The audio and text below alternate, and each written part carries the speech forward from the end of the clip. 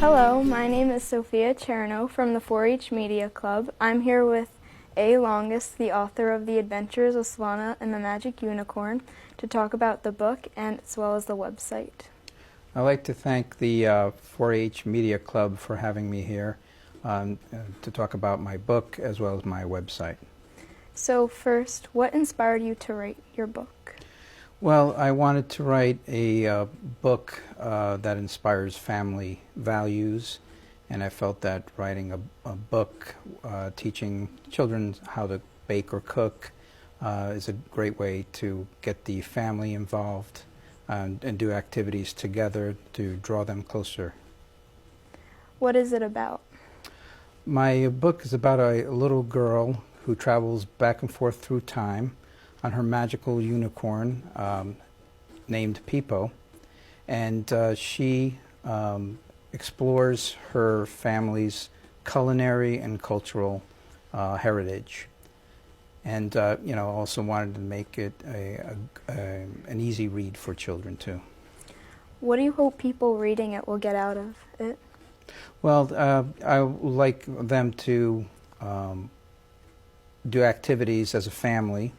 I believe it's important to emphasize family values and for them to explore their own cultural and historical heritage. And that's important because there's not a lot of books out there that really focus on family values, and I want to restore that basically. Mm-hmm. What sort of things do you plan to have on the website? Well, we're working on getting animation, a cartoon animation for the book. We're exploring different companies, and also we like to start a gaming app. Basically, it's an educational and fun educational software based on the book's theme. And obviously this costs a lot of money, so that we're hoping to raise funds not only to promote the project, which will help Cooley's Anemia Foundation, the children that are afflicted with this terrible disease, but it's a way to get families together. And you could go to my website, ethnicfables.com. There are links there for donations, to the Cooley's Anemia Foundation, as well as others. As the time progresses, we'll have more and more charities that people could donate. And also, you could help us by being generous and donate whatever you can at ethnicfables.com. You go to our GoFundMe /ethnicfables. And donate whatever you can. Have you worked with anyone on the book? Yes, I actually worked with an international recording artist. His name is Frank Enea, E-N-E-A. He has a studio in Mount Kisco. Also, he has a website for it. It's called satellitemusicstudios.com, where you could see his work. And he's worked with renowned international artists around the world. And what we're doing is trying to create a narration, like a talking ebook, where it's full of narration, music, and sound effects. He composed the music for the Adventures of Silvana and the Magic Unicorn. I wrote the lyrics of a particular song that goes along with the book. Have you worked on the book with anyone else? Yes, actually, his son, Liam Jagger, is also a music maven. He's only 14, and he's working with me to, we're developing a segment that we hope to put on the website called Valeria's Corner. So we created a catchy tune. I composed it and played an instrument on it, and he did the arrangement, the musical arrangement for it. And again, you go to ethnicfables.com, and there will be plenty of links there that you could explore further. Where did you first get the idea of the book? Well, I was at my sister's, and she was reading a rhyming book to my then baby niece, Silvana, which is the main character of the story. And I felt that the book that she read to her missed a lot of obvious rhymes. So I said to myself I could do a better job. Mm-hmm. But since I have a background in elementary education, I wanted to make a book, not so much a rhyming book, but something that would incorporate fun and education in it.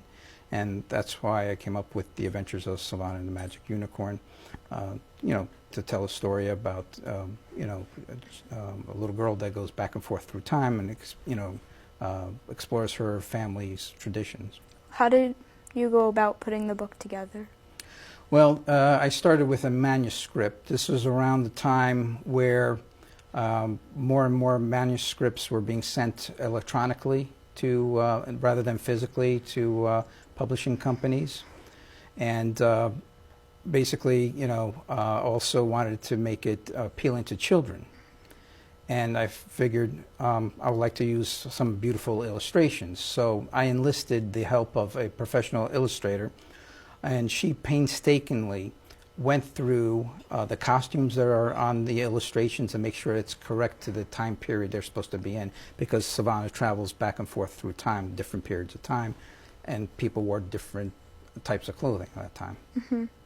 What culinary dishes were described in the book? Well, in the book, Silvana's favorite dishes are pizza and pasta, as I'm sure all over the world, all the children and adults too. And, we have a recipe there, but you're, free to create your own recipes. Pizza is universal, pasta is universal. When was the book written? The book was actually published in 2004.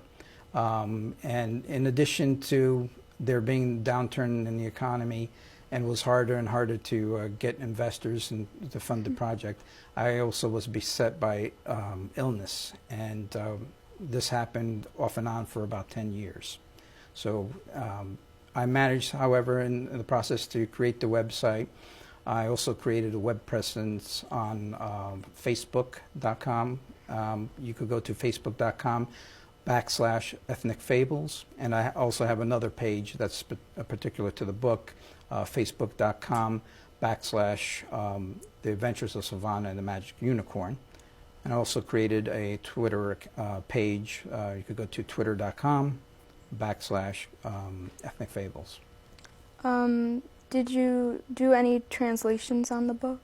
Yes, actually, obviously in addition to English, I would like to translate the book into Standard Italian. The book is actually, as you can see here, translated into the Sicilian dialect, because that's what we spoke at home. Eventually I would like to do that so that every region in Italy is represented. But right now I'm focusing on making it Standard Italian, since that's taught in the schools over there. And to grab a greater audience, I would have to do it in Standard Italian. Mm-hmm. Well, I think we're done for the day. Thank you, A. Longus, for answering a few of our questions. And I thank you for your time. Thank you, and see you soon. Thank you.